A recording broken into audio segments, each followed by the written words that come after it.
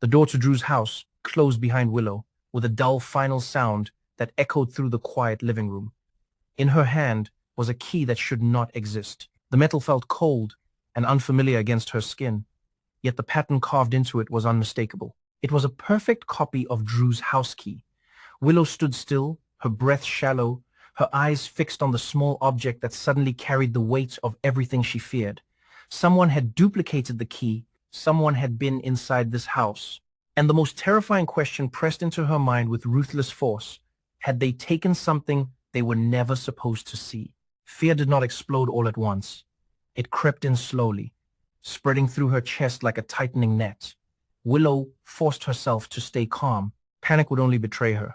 She had come too far to unravel now. Upstairs, Drew was resting, or at least sitting silently in his room, locked inside himself as he had been for months. The man he once was existed only in fragments. That brokenness was the reason Willow was here, and it was also the reason she could not afford a single mistake. She placed the copied key on the table and scanned the room with sharp, focused eyes. At first glance, nothing looked disturbed. The furniture was arranged exactly as before. Family photos from the Quartermain legacy still lined the shelves. Books Drew once read sat untouched. The house carried the same stillness it always had, yet Willow knew that appearances meant nothing. She knew too well how easy it was to hide chaos beneath a calm surface. As she walked through the house, memories surfaced uninvited. 2 moments burned into her mind with brutal clarity. 2 times she had attacked Drew in secret. 2 times she had believed it was over. And 2 times fate had intervened. Drew had survived both attempts. Those failures were not accidents. They were warnings. If Willow wanted this to end, she needed control. And the hospital was the one place where control could slip from her grasp at any moment. That was why she had insisted Drew come home. Convincing the doctors had not been difficult. Willow knew how to present herself. She spoke with quiet confidence about familiar surroundings and emotional stability. She expressed concern about Drew deteriorating in a sterile environment. She reminded them that long-term treatment for his condition would be slow, uncertain, and deeply personal. She framed herself as a devoted wife, willing to shoulder the burden. The doctors saw responsibility and love. They did not see danger. They did not see that releasing Drew into Willow's care was the fastest path to his death. Drew's condition was severe. He suffered from a psychological state in which he withdrew completely, sealing himself off from the world. Progress was unpredictable. Recovery was uncertain. The doctors admitted that he might never return to the man he used to be. Willow listened carefully, nodded solemnly, and accepted their assessments. She promised vigilance. She promised care. She promised hope. They never suspected that she welcomed the uncertainty because it gave her freedom. Now, that freedom was threatened by a single copied key. Willow moved from room to room, checking drawers and cabinets, her mind racing through possibilities. Someone had been inside. That much was undeniable. But why? And what had they taken? Her eyes drifted toward items belonging to the Quartermain family. A few things seemed out of place. Or maybe she was imagining it. Tracy Quartermain had been in the house recently. Willow remembered that clearly, and she remembered that Martin had caught Tracy there unexpectedly. The memory sharpened Willow's focus. Tracy had motive. Tracy was curious. Tracy never respected boundaries. It was entirely possible that Tracy had entered the house looking for something of her own, been interrupted, and fled in a hurry. The idea that Tracy might have dropped the copied key made unsettling sense. It was a theory that fit neatly enough to calm Willow's racing thoughts, at least for the moment. Still, another fear lingered. What if something of Willow's was missing? She returned to her bedroom and closed the door quietly behind her. Her movements became more frantic now, though she tried to keep them silent. She opened drawers and searched through boxes, her hands moving with increasing urgency. Every second felt heavier than the last. She checked the same place twice, then a third time, hoping she had simply forgotten where she put it. When her fingers met empty space, her heart skipped violently. The object was gone. Willow sank onto the edge of the bed, her chest tightening as she struggled to breathe evenly. She replayed her recent actions, searching for any explanation that did not involve someone else finding it. But deep down she knew that item was not something she misplaced casually. Its absence was deliberate. If Tracy had taken it, that was one problem. If someone else had taken it, The problem was far worse. Martin's face surfaced in her thoughts. He was a lawyer, sharp and calculating. If Martin had found the item, he would understand its significance immediately. He would know how to use it. Not to expose Willow outright, but to control her. Blackmail was a weapon Martin knew well, and Tracy would make the perfect scapegoat. Loud, invasive, and easy to blame. Willow pressed her palms against her knees and forced herself to think clearly. She could not afford paranoia. She needed facts.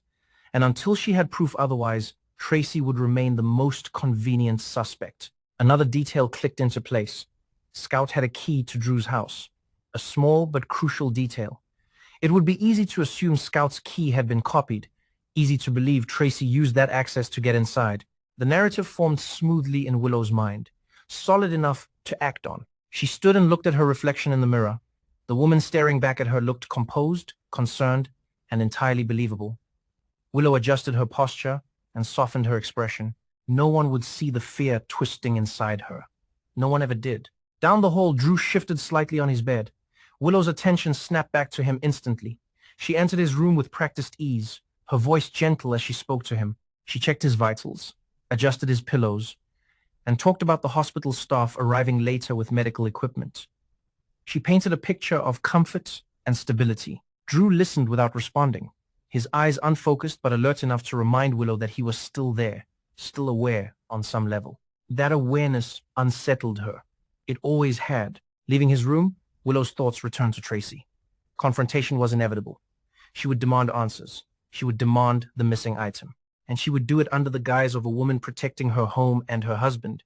The copied key still lay on the table, silent and damning. Willow picked it up once more, closing her fingers around it as if drawing strength from the cold metal. Whatever had begun with that key was only the start. The balance Willow had carefully maintained was shifting, and soon she would have to decide how far she was willing to go to keep her secrets buried. Willow did not confront Tracy right away. That was never her style. Rash moves invited mistakes, and mistakes were luxuries she could not afford. Instead, she allowed the tension to sit inside her, coiled and patient, while the house transformed around her. By the end of the day, medical equipment filled the living room and hallway. Machines hummed softly. Supplies were stacked neatly against the walls. The house no longer felt like a home. It felt like a controlled environment where every variable could be managed. Every variable except the one Willow feared most. Drew was brought downstairs carefully and settled into the space Willow had prepared. She moved with confidence, guiding the staff, asking the right questions, taking notes. To anyone watching, she was the image of devotion. The nurses left with reassuring smiles, convinced Drew was in the best hands possible. When the door finally closed behind them, the silence felt heavier than before. Alone with Drew, Willow allowed herself a moment to observe him. His eyes wandered slowly across the room, taking in shapes and light, without settling on anything for long. He looked fragile, diminished, nothing like the man who once filled a room with his presence. For a brief flicker of time, something uncomfortable stirred inside Willow. Not guilt, but impatience. Drew's continued existence was an obstacle. And now that obstacle was under her roof, she began her routine immediately. Medication schedules were followed precisely. Meals were prepared carefully. She spoke to Drew often, narrating her actions, offering reassurance, building a record of normalcy. Everything she did had purpose. If anything happened to Drew, no one would question her dedication. That certainty grounded her. Still, her thoughts kept circling back to the missing item. That night, after Drew was asleep, Willow sat alone at the kitchen table, the copied key resting once again in front of her. She turned it slowly between her fingers, thinking. Tracy was bold, but not subtle. If Tracy had taken the item, she would already be making noise, leveraging it for advantage or satisfaction. The silence was troubling. Silence suggested calculation. Martin fit that description far too well. The next morning, Willow set her plan in motion. She arranged to see Tracy under the pretense of discussing family matters related to Drew's care. When Tracy arrived, she was as sharp-tongued and dismissive as ever, but Willow noticed something important.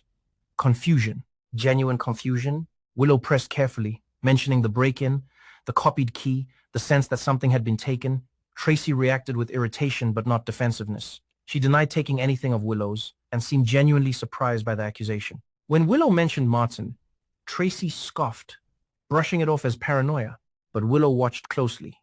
Tracy was many things, but she was not a convincing liar when caught off guard. By the end of the conversation, one thing was clear. Tracy was not holding the missing item. That realization sent a cold certainty through Willow. The truth settled heavily on her shoulders as she returned home. Martin had access, Martin had opportunity, and Martin had motive. He would not expose her immediately. That was not his way. He would wait. He would let the pressure build. He would enjoy the leverage. Sure enough, it did not take long for him to make contact. Martin showed up at the house unannounced later that afternoon. He greeted Willow warmly, his smile polite, his tone casual. Drew was resting upstairs.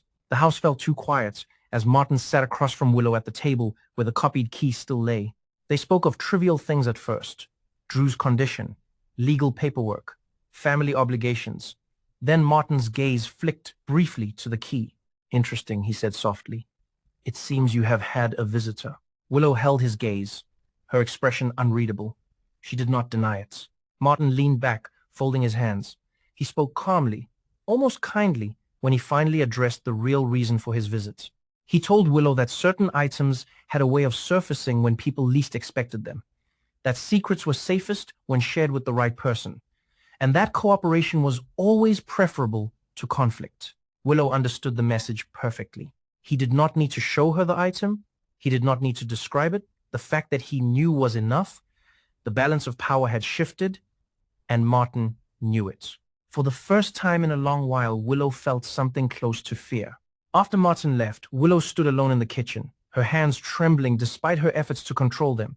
Blackmail was a problem she could not solve easily, but she had not survived this long by surrendering. Her solution formed slowly, dangerously. If Martin was the threat, then Martin had to be neutralized, not exposed, not confronted, removed. But Martin was cautious. He would not make himself vulnerable without protection. Willow needed leverage of her own, and the only leverage she truly had was Drew. Over the following days, Willow intensified her care. She adjusted medications subtly, carefully, always within ranges that could be explained. Drew grew weaker. More withdrawn, she documented everything meticulously, building her alibi with every passing hour. At the same time, she played along with Martin. She listened. She agreed to small favors. She bought herself time. Martin grew comfortable, believing he had her trapped.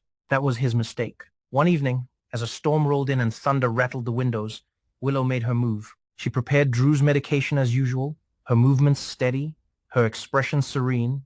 She spoke to him softly as she administered it, telling him everything would be fine. Drew looked at her then, truly looked at her, and for a moment something passed between them. Recognition, perhaps, or accusation. Willow did not allow herself to linger on it. Later that night, Drew's condition worsened rapidly. Willow called for help immediately, her voice frantic, her panic convincing.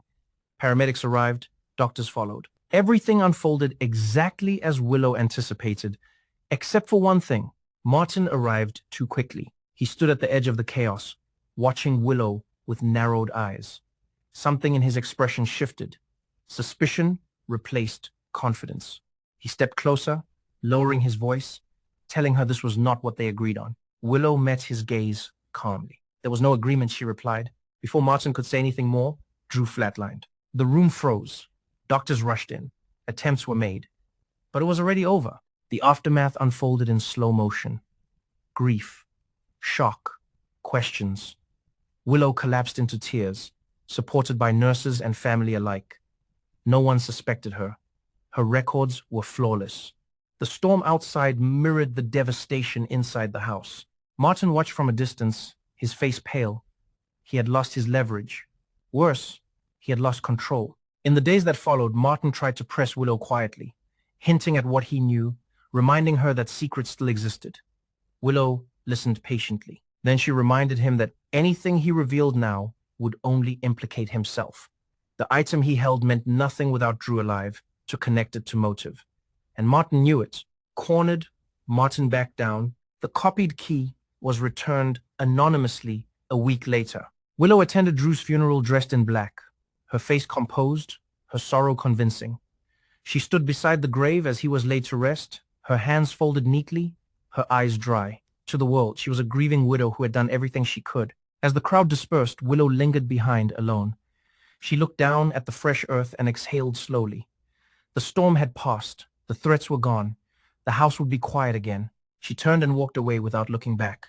Whatever traces of guilt might have existed were buried with Drew, sealed beneath layers of earth and silence, where they could never reach her again.